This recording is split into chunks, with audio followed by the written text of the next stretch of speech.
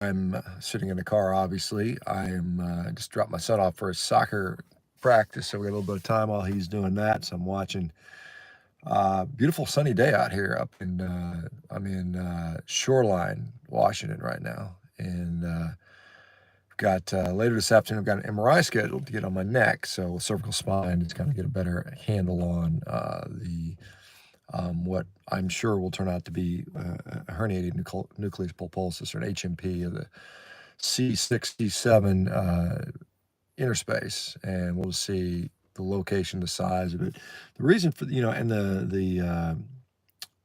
I guess the benefit of doing so is if a procedures end up being done, you want to know where the pathology is. It dictates, if you end up going surgically, it dictates the surgical approaches that are, doable for that. So yeah, hopefully it won't come to that, but just having some of that stuff around, and if possible. And so we've got a hello from Morocco, and in I can't read. I guess this Arabic writing. I cannot read that, so I don't know what it is. But howdy. Hopefully things are going well for you in Morocco. I'd love to go visit Morocco one day. My family, well, my significant other, her family initially hails from Algeria, which is obviously very close. Basically next door.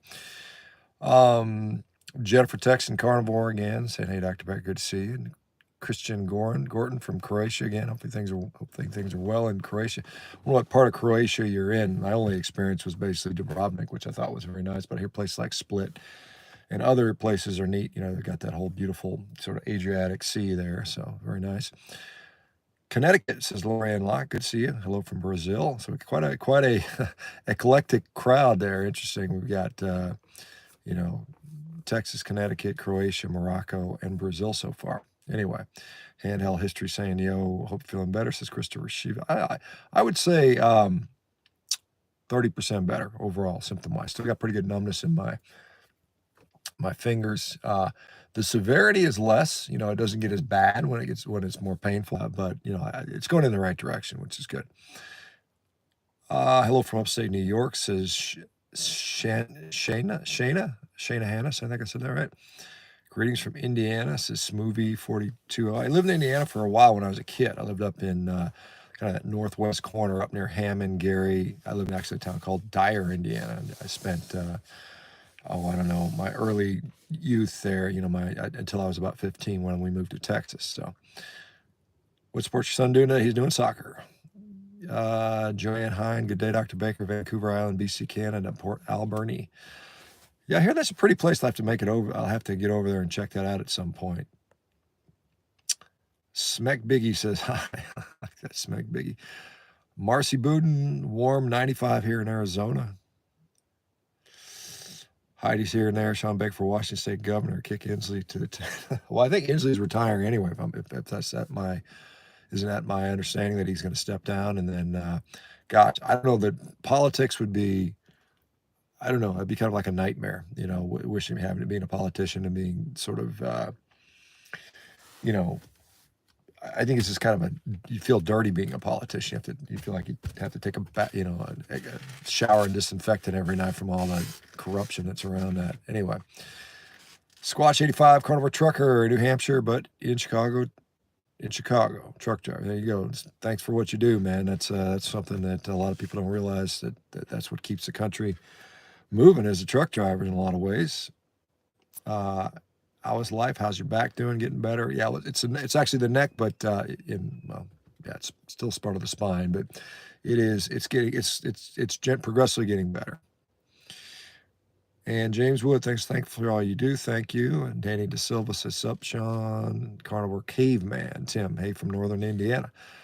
Well, like I said, Northern Indiana, that's where I used to live. I know, I was up, like I said, Dyer, which is, right on the Illinois border up there, so northwest. Michelle Vera, hi from San Diego. Can you please share the name of the man you interviewed that runs a nursing home in Arizona? Thank you. Yeah, his name is Hal Kramer. Hal and then Kramer, I believe, Hal Kramer. And yeah, he'd be a good one if you need somebody that has, like a parent that's early dementia or something like that. That's a good nursing home because they want to get people better. They feed everybody, low carb ketogenic carnivore diets there, and put them through weightlifting and do other things that really has been helping people. And actually, a lot of people are leaving the nursing home because he's actually getting them better. Bryce Adams, hoping the healing continues. Doc, thanks, Bryce. Appreciate it. Oh, Robert Boyer, hi from St. John, Indiana. Well, there you go, right next door to where I was. I was in Dyer, so you're next door neighbor. I spent a lot of time in St. John. I used to walk there. I could walk there from Dyer. A friend of mine lived in St. John, and yeah. Anyway, I know that area extremely well. We got Andre from Ronan, Montana. Good to see you. And Tron, big thank you from Norway. And Sharon Burns, Victoria, Texas, down in the house, home of the Victoria Sand Crabs, as I recall. High school, when I played high school basketball down there in Lake Jackson, Texas, we played Victoria a few times, I think. So I think they were called the Sand Crabs. Correct me if I'm wrong. Chansonette Buck. Hey there, Dr. Baker. How's it going, Chansonette? Jordan Duran, how do I find local ranchers in Austin, Texas? Well, you can go on carnivore.diet, and we've got a place where you can find local ranchers in every state in the nation. You might be able to just, I know, I don't know how local you consider local, but I mean, there's a ton of ranchers in Texas. Texas, in fact, Texas has the largest. Our largest cattle herd is in Texas. Texas has about 22 million head of our cattle. Of our 93 or 4 million head of cattle in the U.S., 22 million of them live in Texas. So there's no shortage of ranches in Texas. So JB, what is it called? 2S Ranch. I think they're more. Now they're going to be closer up near Dallas. So I mean, but there's going to be tons in Texas. Bryce Adams from Mesa. I lived in Surprise for a while, so definitely know where you've been. Dr. Baker, have you ever thought of switching from beef to wild game? Have I ever thought of that? Well, not really. I mean, the problem with that is I think beef tastes better, quite honestly. And the other thing is that it's hard to get enough fat, without, on a purely carnivorous diet with just wild game. So, no, I haven't. I mean, Force of Nature just sent me a package. I had some venison, I had some milk, I've got some bison. I've eaten a lot of those things, but would I do that as my primary only source of nutrition? I don't think so. I just don't think I can get enough fat that way. I mean, you can add it in from other sources, butter and things like that, and you could do that. But, beef has got a pretty good package. There's a reason people like beef, and one of it's because it tastes so damn good. Carter Lee, Rhonda says, hi from Northern California. Nice to see you. Setting love from LA. So 2 Californians in a row. That's ES. And Smeck Biggie is from Berlin. I'll be in Germany in about 3 weeks. I'll be there in Baden-Baden is where I'll be going. So I think I'm flying into Frankfurt and then catching a train down to Baden-Baden. Still got to book the train. So anyway, I'll be there for about 4 or 5 days speaking at a conference. I can't remember the name of it, but anyway, I'll be there in Germany, back to where I was born. I was actually born in Germany. I was born. My dad was stationed in the Air Force when I was a baby, or when I was born rather, and I was in Hof, Germany, which is near the Czech border in Bavaria. Roxanne, happy Sunday. I just ate some ribs out of the crock pot. Pretty good. Good to hear.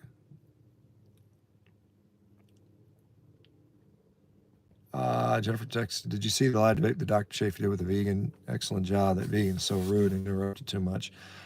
I did not see that. I have my own little vegan debate coming up with James Aspie and his scientific sidekick, I suppose, coming up on my channel on the 30th of October. So anyway.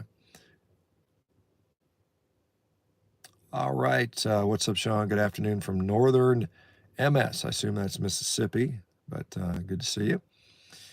And the name is YouTube. Interesting. Andre, I had a T-bone and eggs for breakfast. Sounds like a good breakfast. Tracy saying hi to everybody in the Carnivore Friends. Chansonette tuning in from Southern Oregon. Glad you're doing a little better. Thanks. Clements Consulting, Twin Cities, Minnesota. Down 50 pounds in carnivore since February. Outstanding. Good job. What's your main source of fat currently? Basically, it's beef and a little bit of butter. Heidi's here. That Doc, you don't look too good in a dress. Don't quit your great. Yeah, no kidding. I would be a horrible woman, wouldn't I? I'm just too. I was actually amazed that I could find a dress that fit me. And literally off the shelf. you know, at a mainstream store. I was like, wow, I thought I'd have to go to like some specialty shop, but I didn't. So it's kind of a sad. Actually, it's kind of sad at that case. Smoothie's closer to Notre Dame. Yeah, I was going to ask if you're closer to Notre Dame. Yeah, up there at South Bend. LCBVB Laura, hi, feel better. Thanks for sharing your knowledge and expertise in Virginia Beach today. Okay, nice. All right. Full spectrum dominance, survival of the widest asked me, do I ever eat avocados? I haven't had avocados in 10 years. I used to eat them when I was keto, and I did that. I was keto about 10 years ago.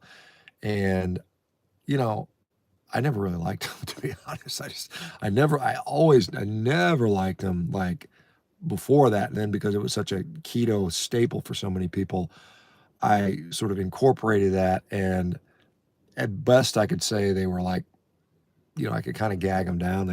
I never really liked them. So no, definitely don't eat avocado. I don't like them. Never eat them now. Christopher Shiv, keto for a year and a half, went from 260 to 159. Wow, 101-pound loss.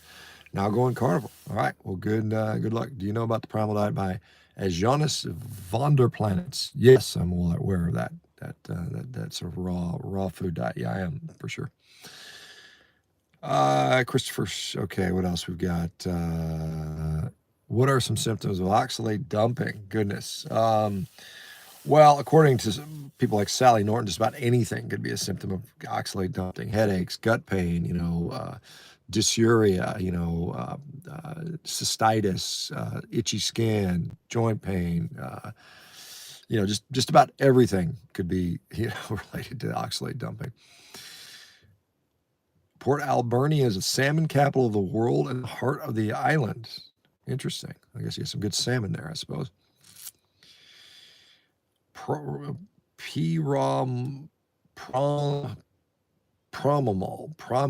Mike or something like that says hi family. Joanne Hine, I'm scared of full-on carnivore. Okay, well, it's okay. The water's fine if you want to do that. Paul Marie, hi Dr. Beck from Michigan.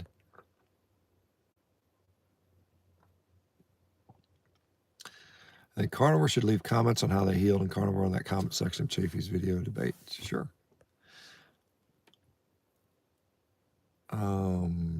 Heidi's here and there. Sasquatch 85 carnivore trucker. Have you had any encounters? I'm not sure what that's about. Maybe Sasquatch encounters. The doctor was rude, says Carnivore Life. I'm not sure who that again is. That maybe that's to the Chafee one. I don't know. Hi all. Hello from King of Prussia in Pennsylvania. You know, it's funny. Pennsylvania is one of the few states I've never been to. It's kind of crazy. I've been around Pennsylvania. I've been to, I think, West Virginia, Pennsylvania, Alaska, and 3 or 4 of the little bitty New England states are the only states I've not been to. All right, Boris Zidzina, I think is how you'd say that. I don't know. Hey, Doc, I'm a 17-year-old guy. I've been bulking for over a year. I switched to carnivore recently at 155. I need to eat 4,000 calories, which is hard. Can you give me any tips? Probably not. I mean, you know, more frequent meals are going to help. You know, maybe adding dairy in there might help. You know, I mean, it's hard. It's literally you got to eat till it hurts in some cases. I mean, it's not going to be easy. You're going to be stuffed all the time. You're not going to want to eat, but you're going to have to force yourself. I mean, that's really the deal on that.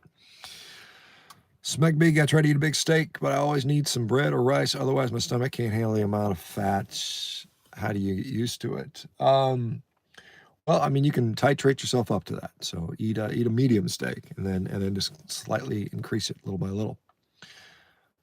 We got Troubadour Post, bonjour. How did you like France? Yeah, I like France. I've been there many times. You know, my significant other, she's from France, so we have a good time. We got family there, so it's nice. It was like we were in Lille, which is northern France. It's probably not the most scenic part of France there is. I mean, but I've enjoyed. The time I went and I did. Been to Paris a few times. That was fun. The best time I had in France when I drove around and went down south and went down to Sarlat, which is in, I guess they call it Périgord Noir, the sort of drove down there, went down to Biarritz and the Pays Basque, the Basque country. I really enjoyed that. That was a lot of fun there. See all the history and all the stuff. So that was neat. What do you, okay, this is I guess it's Primal Raw. I don't know how you're going to say it. Primal Mike. What are your thoughts on taking off days from training? I do resistance and hit training every day and don't feel I need a break. I need eat lots of food. I eat lots of meat and I do feel I am gaining size and strong. So what do I think about taking days off from training? I think you need to recover. Now, if you can recover in 24 hours, then there's no need to take time off training, in my view. I don't. I really do. And I, particularly as an older guy, the more you really can't afford to take a lot of time off because you lose things very quickly. And so, what I would suggest is just making sure you're staying recovered. And if you're getting stronger and feeling good, keep going, man. And that is one thing I certainly noticed with carnivore. My recovery was so much better. So I mean, it's not overtraining; it's under recovery. And if you can recover within 24 hours, go for it. No problem.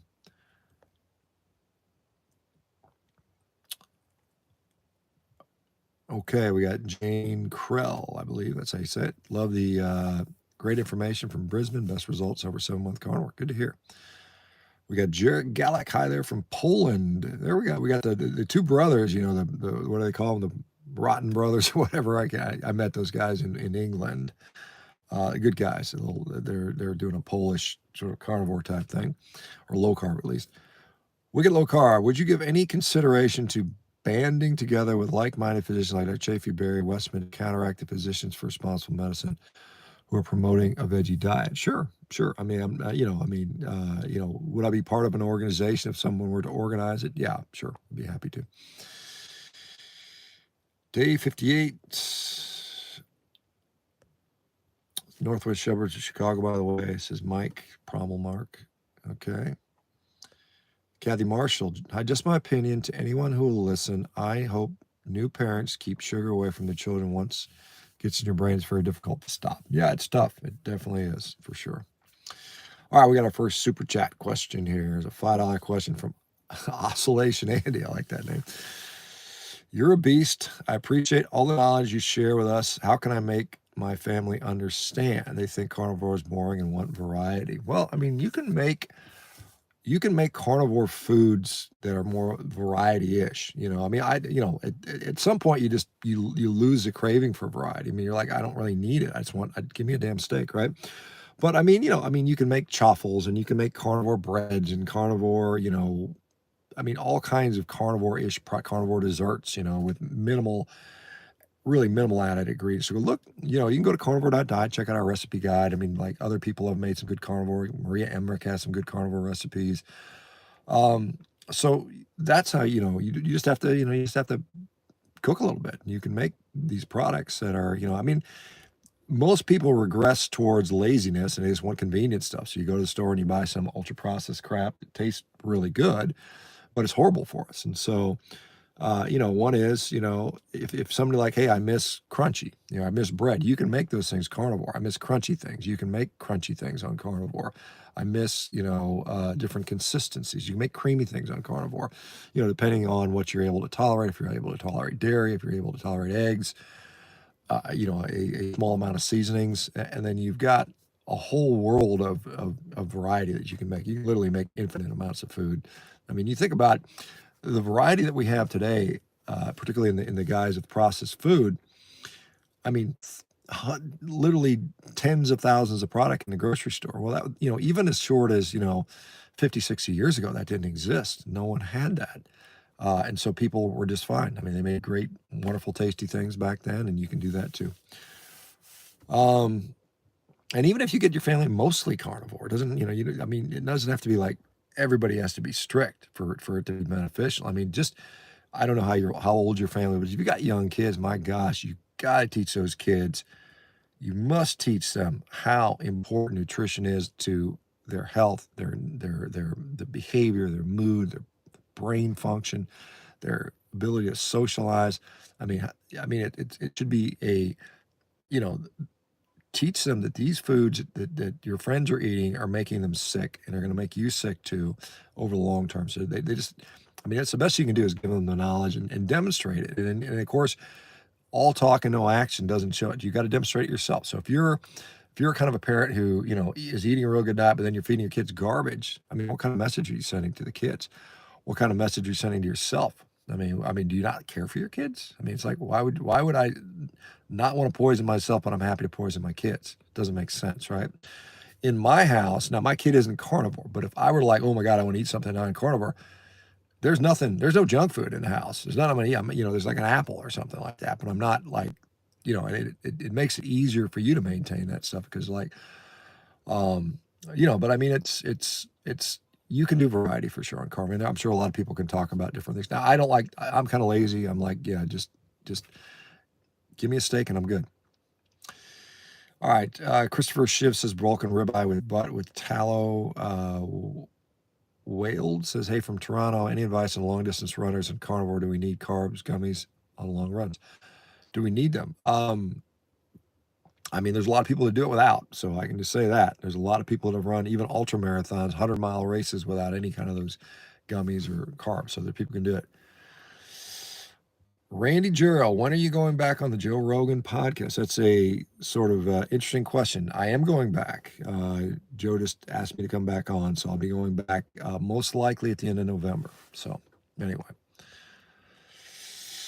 Underrated 17, do you think it's better not to eat any veggies in terms of getting cancer or other chronic diseases? Hard to say. That's a question I don't know the answer to. So now if it's causing you problems and inflaming your gut, then yeah, perhaps. More people need to put their pets on carnivore raw diets. They're literally predators. Yeah, I would agree with that. Have you ever thought of eating pork butt or shoulder roast? Have I ever thought of that? Sure, I've had some. I've had like pulled pork from that stuff. So yeah, sure. Niall says no message retracted. Okay. Jarek Gallic. Hey, Dr. Baker, have you ever tried raw steak tartare beef fillet? It's very popular in Poland. Yeah, I've had steak tartare for sure. Absolutely. I prefer actually carpaccio, the thinly sliced fillet, than tartare though. I've had tartare, with an egg, and yeah, sometimes they'll throw crap in there, like ground up onions and things like that, which gross me out. I hate onions. I mean, I'm kind of weird in that way. I just never like them. Full spectrum dominance, survival wise. Do you ever eat homemade apple pie or any sweet starch chocolate? I do not. So, let me say ever. In the 8 years I've been carnivore, I've had a few pieces of cake, just on and off sort of thing. But I don't generally eat like these things. Would you consider doing a live collab with Mark Smelly Bell? Yeah, I mean, I know Mark. I've been on Mark's podcast 3 or 4 times. I've been down there. I usually go down to Davis and hang out with the guys. And sure, I mean, I've done lots of things with Mark in the past. Let's see. Smoothie question. Any concerns with the carnivore diet with existing stents? Asking for a friend. Not really. I mean, obviously, I assume you're talking about a coronary artery stent, but no, I don't think so. Tarantula, hi from Ontario, Canada. Yes, the lovely and free country of Canada. Free in quotation marks. Yeah, Canada has taken a bit of a turn, hasn't it? What belt are you in jiu-jitsu? I'm a white belt. I probably should have been a blue belt by now, but I just can't train as often as I want to. I've been out for traveling and various other things. I just can't. The most I've done is 4 or 5 weeks continuously, and I always end up getting sidetracked with other things. I'm to travel and all this stuff. So, Shania Hanus, are you going on G and Frederick's cruise next, dog? I have no idea what that is, so I don't think so. Keto Cheeto. I like that name, Keto Cheeto. Wifey bought your books for me, flipped through it, haven't done it yet. Amazing info. Well, hopefully you enjoy it. Thanks for picking that up, or tell your wife thanks. Wear your vegan outfit for the baits. God.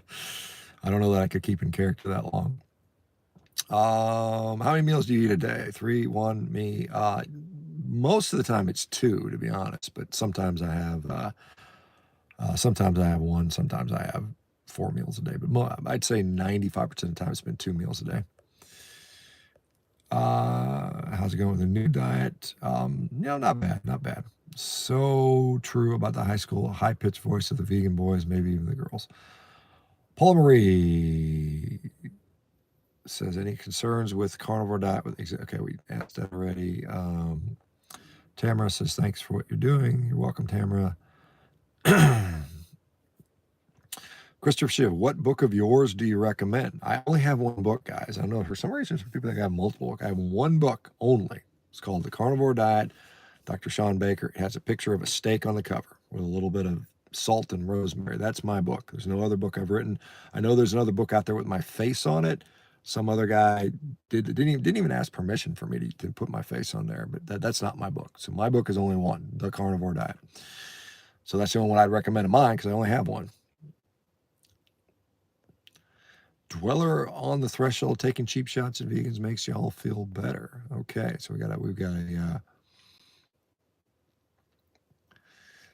Charger Mopar. Well, is there another Cooking with French?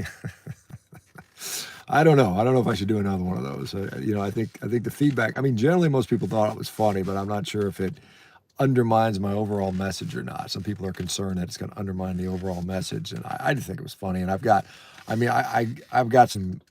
I was thinking about what I could do next if I did that. I've got some pretty funny stuff, but I don't know. We'll see. We'll see if the sort of the demand is there or whatever.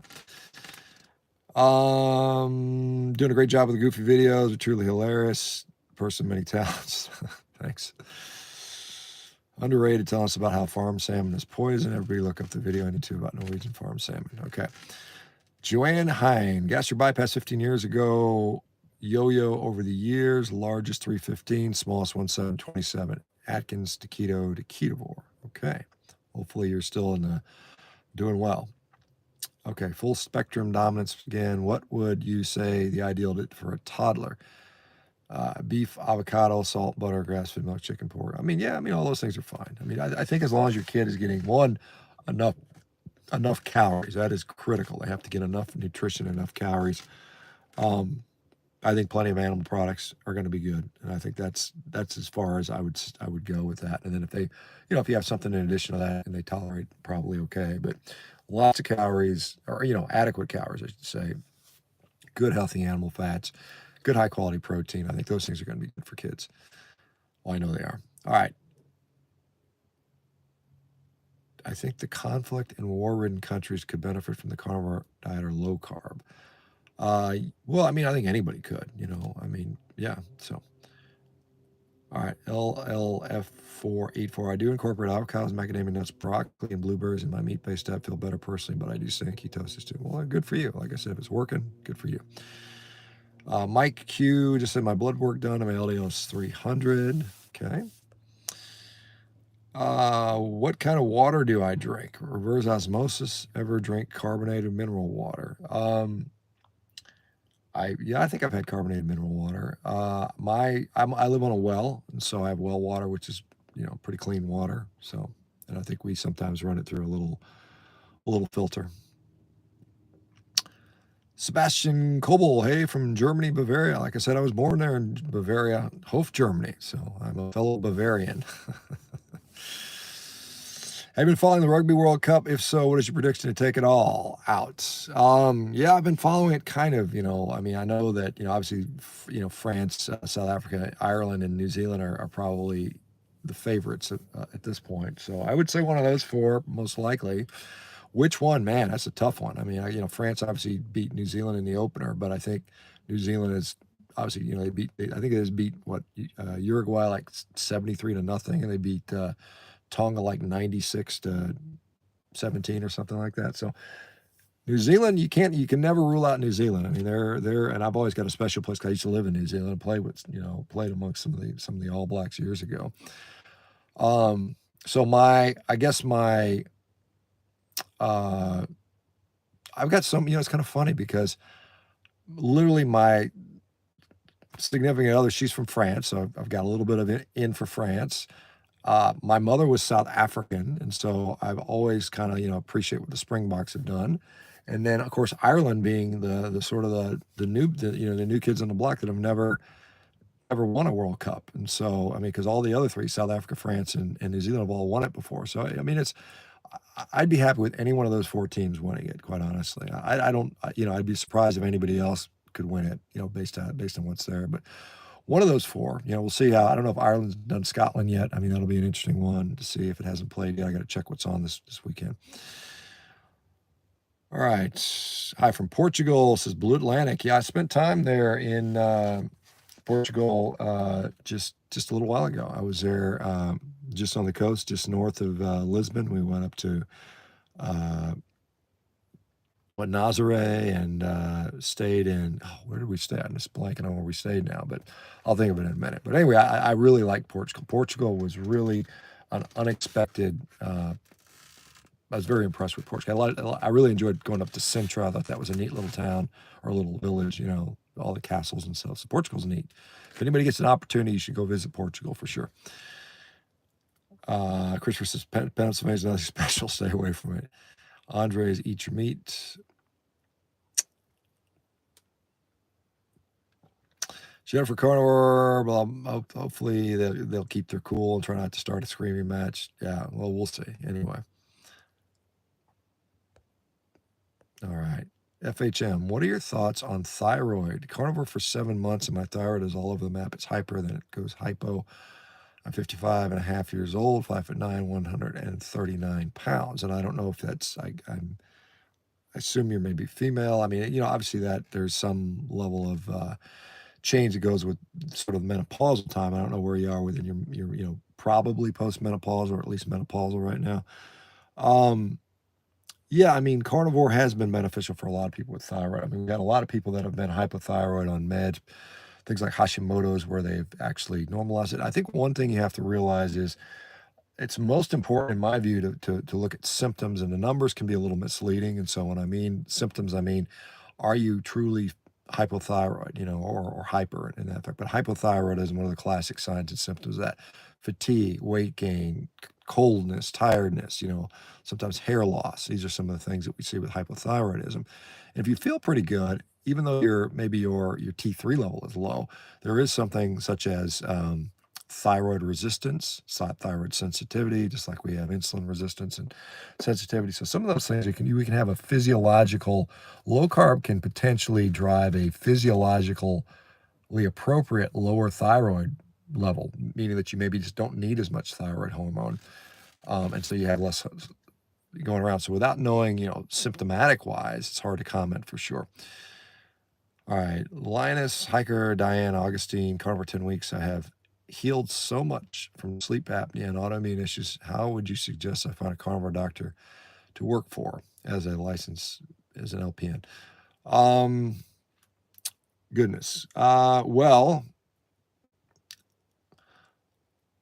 I mean, again, there are several carnivore doctors out there. I mean, we have some, but I mean, our company Revero, which we will launch, start seeing our first patients in the next couple of weeks. We have some like LPNs and other people that are, medical folks that will work in our system as, basically coaches, doing a role, and a lot of it will involve working directly with the physician and the patient. And then maybe adjusting meds and things like that. So that, I mean, maybe you can think about that, maybe at least it's something, even though it's online, it might be interesting to do. Christopher says rest is important. Traction was a staple in a hospital setting in 60s and 70s for back and neck issues. Wonder why it fell off the favor. Well, I mean, I think some of that, if you had like a broken spine, right? I mean, inline traction, you have this thing called ligament ataxis. So if the ligaments are still intact and the bones are broken, if you pull tension through the ligaments, it straightens the bones out. It's kind of like this pulling the wrinkles out of a sheet. But that has largely been, like for fractures, I mean, now we have, hardware, like, relatively bioinert hardware. You can put, titanium in there, and it's compatible with it. And we've learned much about mechanics and surgical approaches to do it. So I think that's where a lot of that got replaced. All right, we got another super chat question, $9.99 from Paul Brownfield Real Estate. Been eating steak cooked in 3 to 4 tablespoons of butter daily for 3 months. I have stomach problems within 30 minutes every time. What would you recommend steak using? New York Strip or try it? I would honestly cut back on the butter, man. I think that's probably it. You're probably just you're probably just exceeding your threshold capacity for how much fat you can absorb, and particularly rendered fat. Remember, guys, rendered fat, when we consume fat like a well-marbled steak, what happens is, what does our stomach do to that? Well, our stomach will churn it and break it up and bathe it in stomach acid, and then slowly that fat will be turned into liquefied, along with the protein. And it's like a 3 or 4 hour process. But when you eat just pure rendered fat, i.e. butter, that butter is going to like totally bypass the stomach. As soon as it hits your stomach, it's going to melt immediately due to the temperature, if it isn't already liquefied before you eat it, and then it just runs right through you, and it's concentrated. So you have basically concentrated pure fat entering the first part of the small intestine, the duodenum, and that just sometimes overwhelms our capacity. So we end up with indigestion, nausea, bloating, maybe diarrhea. So that's the first thing I would think of. I would just ditch the butter entirely, or cut it in half, or cut it to a quarter, and see how you do with that. All right, thanks for the question, though. All right, are you in the Walmart parking lot? I'm not. I'm at my son's soccer practice. So, all right, what else we got? Uliet says hello from Israel. 1 month carnivore, feeling so much better, less pain, and don't miss a call. Just a car. Wow, God, I'm sorry to hear about what's going on between Israel and the Gaza Strip. Stay safe. But I'm glad you're feeling better on carnivore for sure. Jimmy Travel just added 8 pastured eggs with grass-fed ground beef. Just ate it. Sounds good.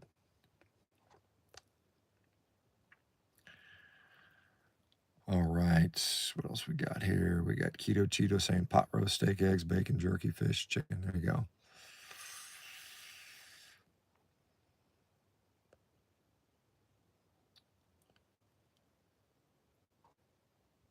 What kind of carbs, boss man? What kind of carbs are you eating on keto? I'm not. I should maybe clarify my dietary change, which I know the video was seen by a lot of people. I am just basically still carnivore. I'm just doing it in a very direct keto fashion. So that is, I'm just eating a lot more fat, and I'm also eating a lot less food. And so those things drive me into a state of keto. So it's not that I'm adding carbs or vegetables, the typical keto diet. It's just carnivore with a specific focus on keto. And a lot of people think, well, if you're on carnivore, you're automatically keto. That's not necessarily true. In fact, it isn't true in my case, because I tend to consume a lot of protein, and that sort of keeps the ketone level down a little, because I still have some level of, glucose metabolism upregulated a little bit. So, all right. Christopher, anyone like organs and jammer shells? Says I prefer pianos. Nice one. Sales Shinawa says, in a dystopian future where meat is scarce, what plant-based foods would you stain your stuff on if you had to? I would eat other people. So there you go. Jennifer Carnivore, I keep playing your carnivore videos out loud. Chafee's too, to influence my kids. One is 80% carnivore. My other one is too addicted to carbs. I refuse to buy junk. She gets mad, but too bad. Well, I don't know how old your kids are, but like I said, kids should not run the household food thing. It should be, you're the parent. That's all I would say is, you can't force them to be I wouldn't necessarily force them to be carnivore, but like I said, my kids are not carnivore, but my kids eat a hell of a lot of meat, and they know that is what goes in their mouth first. They fill up on that. They eat what I consider a adequate amount of high quality nutrition every day. If they have some room left over, then they can eat their fruit or whatever they might want to eat on top of that. My dogs love eating beef, says Jennifer, Texas Carnivore. Of course they do. They're dogs. Any Schnick. I got morbidly obese, carb loading before I knew what carb loading was. My active lifestyle was taken from me from my obesity. Well, hopefully you get that back, man. All right. Adam Roderick, advice for a thin carnivore about losing too much weight. 6'1", 175. I get to 172 when strict, very active. You just got to eat more, man. I mean, I think probably eating more frequently is the best way to do that to get more calories in you. So, I mean, that's what I would do. If you tolerate dairy, I mean, dairy can be an easy way to get more calories in, which is less satiety, I think. James Wood, I get even more of a dopamine hit when that first bite of ribeye hits my mouth than when I used to with sweets. Awesome. All right. Paper rock or scissors, says Keto Cheeto. Okay, Andy Schnick. If I see anyone talking about carb loading, I look at them as though they're from Mars. Steven Simpson, you're my hero. My son has issues and you're helping him. We've been lied to. Well, hopefully it helps. Hopefully your son, whatever he's going through, hopefully it helps. So.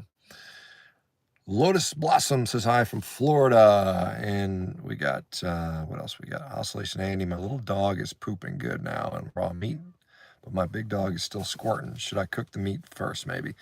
You might. My dogs prefer cooked, and you just remember, dogs don't need as much fat as humans do. Dogs should eat leaner than humans for sure. And the reason for that is dogs just don't have their brains are small. They don't need as much fat in their diet to fuel their brains like humans do. So dogs should be on a relatively lean meat diet.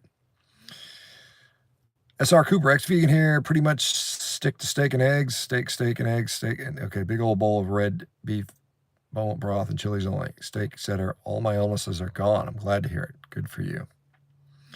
Keto Jito is saying, awesome book. Well, I'm glad you enjoyed my book. Out for a dander from Northern Ireland. Hopefully they're not still planning on killing all those cows in Ireland. I hope they've got rid of that nonsense. All right, we got Michael. Hey, Doc, I'm 65 in carnivore for 2 months, have BPH, been doing bad, doing a TERP next month. And biopsy 9 days ago, still dripping a little bit of blood, something to worry about. Potentially. I mean, I'm not a urologist, and so, BPH, for you guys don't know, benign prostatic hypertrophy, very commonly affects older folks, older men particularly, and the TERP is a transurethral resection of prostate. And so they go in there with like a little device, stick it up the shaft of your penis in the urethra, and they just kind of root a little blade that spins around there and resects that stuff. And so, I mean, there's going to be some blood expected from some of that stuff, and how long it lasts, 9 days, is that too long or not?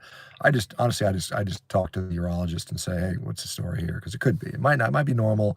Probably, most likely, it's probably not that unusual, but I would, just be on the safe side on that, because again, I don't know you, I don't know the procedure, I don't know all the details. It could be something of concern. All right, here comes another $10 super chat question from Bazoo. Thank you. I fell off the wagon after 23 months because I got meat aversion of every kind of meat, eggs. Why could that happen? Currently can't eat meat without carbs. Maybe you got into some bad meat. I mean, that would be my thought. I mean, I know a lot of people pushing raw meats and stuff like that. Sometimes that does it. Sometimes, just having a poorly sourced or poorly cooked meat would be the main thing I could think of. I don't know why you can eat it and now you have to have carbs with it. It's hard to say for sure. So, not even a small amount. Maybe just try like small little, not trying to eat a whole meal of meat, but just maybe have like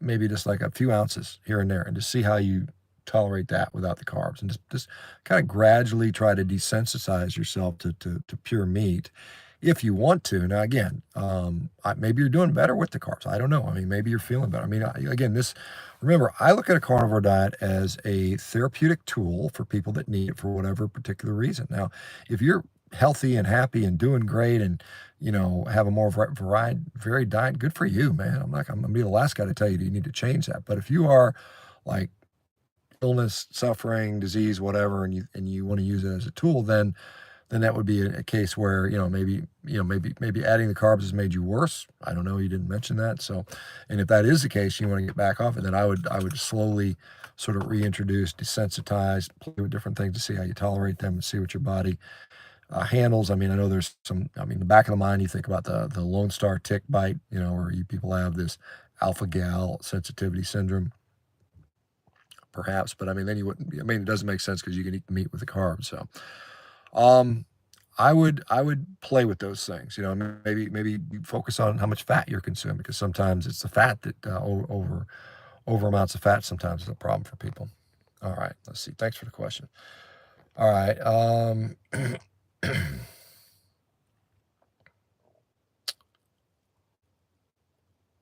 right, what else we got here? No more chick flicks, doc. Jennifer, Texas Carnivore, when I played your cooking vegan video with those shoe soles, I was driving, was laughing the whole time when I was listening to it. Had to rewatch it so I could see it and not just listen to it. Yeah, it was fun making that. It was kind of funny. I was in, funny little aside, I'm dressed up in this crazy, vegan getup, right? Blue hair, dress, all this crazy stuff. And we just started filming, and then like somebody comes to my front door. I was like, crap. It was like they were working on our piano, and I was like, oh man, I gotta hide. So I had to hide off, because I didn't want them to think I was a psychopath. So anyway, yeah, it was a fun little thing. Like I said, whether I do that again or not, I mean, I've got some good ideas for expanding and doing that, but I don't know if it's a net good or net bad for what I'm trying to do. SR Cooper, I have an interview on Dr. Baker and how you went from vegan to carnivore. Yeah, if you got a good story, yeah, just shoot us a letter at community@carnivore.diet. Community@carnivore.diet. Be happy to talk to y'all. All right, David Dullum, are pylori in the gallbladder curable? What is the solution, doctor? So, I assume you're talking about Helicobacter pylori, which is often the causative agent in stomach ulcers, and if it's in the gallbladder, curable. You know, I've not, in fact, I've never heard of anybody with that before. I'm sure it exists, obviously, if you have it. I know with ulcers in general, a lot of times diet can impact that for sure. I suspect it would impact it. Now, there's a standard, antibiotic prophylaxis or treatment regimen for H. pylori. I don't know if you've been through that yet, so that might be something that you do in conjunction with a better diet, perhaps. Naomi, Dr. Baker, enjoying the last days of nice weather out here. Yeah, it's a beautiful day today, isn't it?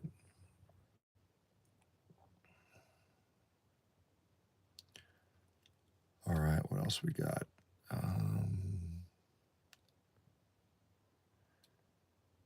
Keto Cheetah Proxy MD taking new patients. So I am full-time running a company and doing all the marketing and the social media. So I don't actively practice medicine. I have an active medical license. I think it's valid through 2026. I've been renewing it every year, but I haven't actually seen patients in a medical capacity. I do lifestyle consulting, and so I can talk to people about how nutrition and things can impact health. But as far as prescribing medicines and doing that stuff, I don't do that. Now, our company does. And we have physicians licensed in all 50 states. And so that's Revero. So that's something if you need truly someone to manage your meds and stuff. But if you just want to chat about diet, exercise, lifestyle, nutrition, those types of things, then I do that. And I have I think there's a link in my bio where you can set up a little 30-minute consultation where I do those, pretty much, almost every day. Heidi's here and there. Question: when I fast for more than 2 days, I get diarrhea. How can I eliminate that? I'm wanting to do 72-hour fast every week. First, I guess I'm wondering why the 72-hour fast every week. What's the supposed reason for that? Personally, I'm not unless there's a massive amount of weight to lose. Well, I mean, a couple cautions around long fat, extended fast. I think you need to be doing things to preserve lean mass while you're doing that. So at the very least, do some strength training while you're fasting. So that will at least send the signal that your muscle is being utilized, and we don't want to turn that into, fuel, right? But as far as why you'd have diarrhea um, with extended fasting, I don't know for sure. I mean, a lot. If we look at what makes up what we get rid of in our diet, in our through our bowel movements, it is remnants of food, and particularly if it's fiber. Fiber is a large proponent of the stool volume. Now, if you're not eating, obviously there's no fiber. If you're on carnivore, there's no fiber. The other thing that you'll see are sloughed cells, microbiome, the bacteria in your gut, the cells that turn over every day. You're losing some cells and they're replaced with new ones, just like your skin turns over all the time. Same thing with your gut. Our gut is actually external to our body, from our esophagus, our mouth, all the way to our anus, and that whole long tube inside is actually external to our body. So it sloughs off and has to be replaced. But then there's also some level of background digestive juices are constantly being secreted, and so that's where probably the the volume's coming from, and perhaps one of the jobs of the colon, in addition to storing and expelling waste, is to actually absorb fluid and electrolytes. So it could be an electrolyte issue. You could be off on your electrolytes, and therefore your colon is, not reabsorbing, or maybe you're in a situation where the concentration of electrolytes in your gut is not appropriate for you to absorb that, and so that may be remedied by either dialing up or down the electrolytes. And so those are some of the things I'd think about.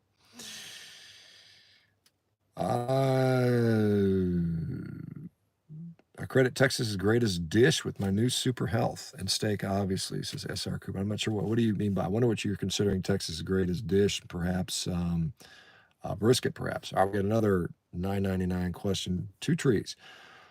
Love the podcast and your work. I can't have an auto, so I got a caloric 1500 degree grill and they work great, but you will need to place under the vent hood for your information. Okay. Well, for those who don't understand that cryptic sounding, Otto is an Otto Wild grill, which I have. It's a German company, sent me a grill. It's 1,500 degrees. It's a top-down kind of broiler that mimics what's called a salamander in a restaurant. So high-end steakhouse, if you ever go there, they usually cook your steaks at super high heat, 1,000 degrees, 1,800 degrees, something like that. So this salamander allows you to do that, or this Otto Wild grill allows you to do that. And what it does is, because it cooks at such a high temperature, you get a really quick, nice sear. And what that does is, because it cooks so quickly, all the sort of flavor and juice doesn't kind of get rendered out. Like a lot of times you cook a steak more slowly, and then a lot of the juice and the delicious fat renders out. And with this, it kind of maintains it, keeps it in there. So it's a great way to make steaks. And literally, you're done in like a minute per side sometimes. Sometimes, maybe a minute and a half. But it's a very quick way, efficient way to cook steaks. So I'm glad you're finding something similar, because I really like it. I think it's a good way to do it. All right, what else we got? It's getting hot in the car here. My son's going to be done in a minute. So I probably got another just a couple of minutes to answer a few more questions, then I'm going to have to go. All right, so we've got Diane Augustine. Austin. Okay, sorry. Let's just jump forward. Okay, so we got another question, another $10 question before I go. Okay. Mike, let me see. Let me get this one. Dang it. What is it? Doesn't say anything. Well, maybe that's not a question. It's just a tip or something. Okay, well, Mick1911. Well, thank you very much for that. Appreciate it.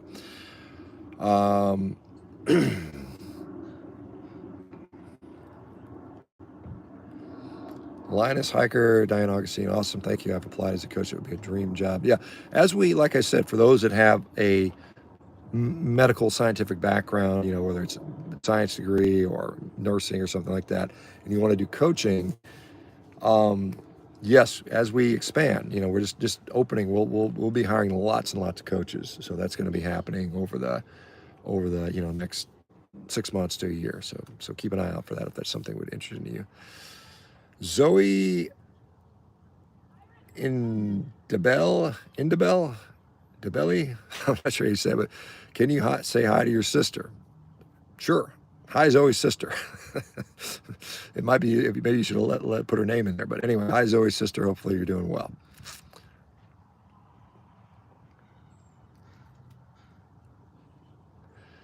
Yeah, really weird how many women I know had their gallbladder removed, including my 19-year-old goddaughter, mom, sister-in-law, and two of my best friends. Yeah, gallbladders come out like crazy. I remember when I was operating as an orthopedic surgeon, I would be doing all these, 5, 6, 7 knee scopes a day, knee arthroscopies. And next door to me would be the general surgeon doing all these laparoscopic cholecystectomies, so taking people's gallbladders out. And I was like, hey Kev, how many gallbladders you yank out today? Oh, 5.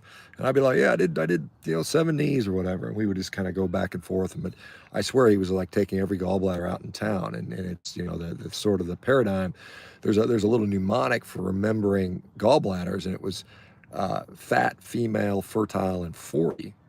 And so we would see like women over 40 that were obese, that had previously had kids, were at high risk for gallbladder cholecystectomy. And I mean, obviously other people have it too, but I mean, that's something that's just kind of an interesting thing. So yeah, gallbladders come out like crazy, and we need our gallbladders. Our gallbladders are there for fat digestion. So it's important. But because we've been on low-fat diets for so many years, I don't think our gallbladders actually function right. Well, looks like my son is just coming back from soccer, guys. I'm going to shut it down. Thank you guys. You guys have a wonderful Sunday, and I'm sure we'll see you guys on another one of these videos. Thanks, everybody. Bye-bye now.